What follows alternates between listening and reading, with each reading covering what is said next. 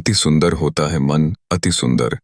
लेकिन जब बात समाज के दिखावे की आती है तो दिल के सुंदर लोग भी पीछे छूट जाते हैं। आज मित्र निवास में एक बहुत बड़ी पार्टी का आयोजन हो रहा है, जहां देश विदेश से बड़े बड़े कारोबारी और एनआरआई क्लाइंट्स आने वाले हैं। घर की बड़ी बहू आध्या और दादी सा मिलकर डेकोरेशन की तैयारियों में जुटे हैं, लेकिन प्रथम सर की वजह से सब गड़बड़ हो जाता है। प्रथम को लगता है कि आध्या का देसी अंदाज और उसका डेकोरेशन इन विदेशी मेहमानों के सामने उनकी नाक कटवा देगा। आध्या को पूरे घर वालों के सामने शर्मिंदा होना पड़ता है और वह दुखी मन से डेकोरेशन का काम दूसरों को सौंप देती है। वह सोचती है कि नाच न जाने आंगन टेढ़ा वाली बात यहाँ सच साबित हो रही है। इसी बीच घर के बड़े बेटे अहम भैया यानी एमजी के फोन पर किसी अनजान नंबर से लगातार कॉल आ रहा है, जिसे देखकर वह बेहद घबरा जाते हैं। आध्या उनका फोन उठाने की कोशिश करती है तो अहम उन पर बुरी तरह चिल्ला पड़ते हैं और कहते हैं कि यह उनके मैनेजर का बहुत जरूरी कॉल है। लेकिन आध्या देख लेती है कि फोन पर मैनेजर का नाम नहीं बल्कि कुछ और ही था और अहम भैया का पूरा शरीर पसीने से तरबतर था। खैर, आध्या इस बात को नजरअंदाज कर पार्टी के मेन्यू की तैयारी में लग जाती है, जहां वह मां के साथ मिलकर आलू मटर की सब्जी, मोहनथाल और शाही टुकड़ा बनाने का फैसला करती है। तभी वहां प्रथम सर आ जाते हैं और मेन्यू देखकर भड़क जाते हैं कि इतने बड़े विदेशी क्लाइंट्स के सामने ये देसी खाना बिल्कुल नहीं चलेगा। वह आध्या को कॉपी पेन लाने को कहते हैं और इंटरनेशनल डिशेस के नाम लिखवाने लगते हैं, जिन्हें सुनकर आध्या का सिर चकरा जाता है। प्रथम जब ब्रुशेटा का नाम लेते हैं तो आध्या को लगता है कि बारिश होने वाली है और वह कहती है कि यह तो खाखरा टोस्ट पर टमाटर लगाने जैसा है।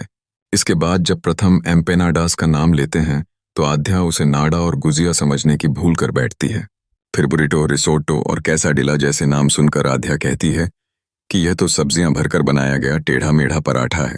प्रथम हंसते हुए सारे नाम खुद लिखकर केटर्स को दे देते हैं और आध्या को वहां से जाने के लिए कह देते हैं।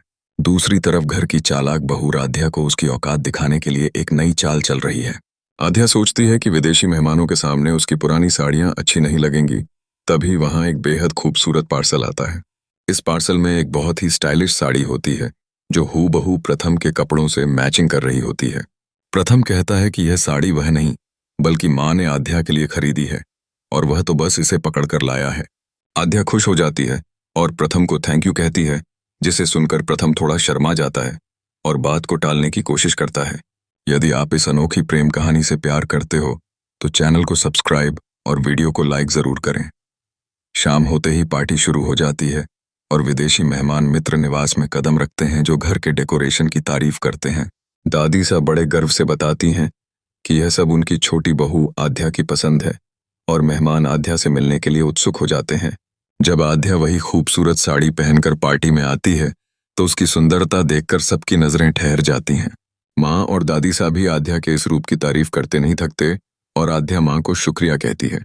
तभी प्रथम बीच में बोल पड़ता है कि माँ, आपने ही तो यह साड़ी मुझे आध्या को देने के लिए दी थी, जिसे सुनकर माँ हैरान रह जाती है। असल में वह साड़ी माँ ने नहीं बल्कि खुद प्रथम ने अपनी पत्नी आध्या के लिए चुराई या खरीदी थी, लेकिन वह अपनी भावनाएं छुपा रहा था।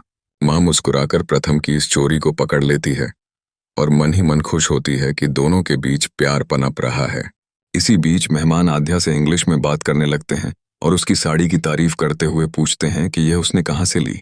आध्या की अंग्रेजी बहुत कमजोर है, इसलिए वह सिर्फ ओके ओके कहकर मुस्कुराती है और कहती है कि यह उसकी माँ का गिफ्ट है।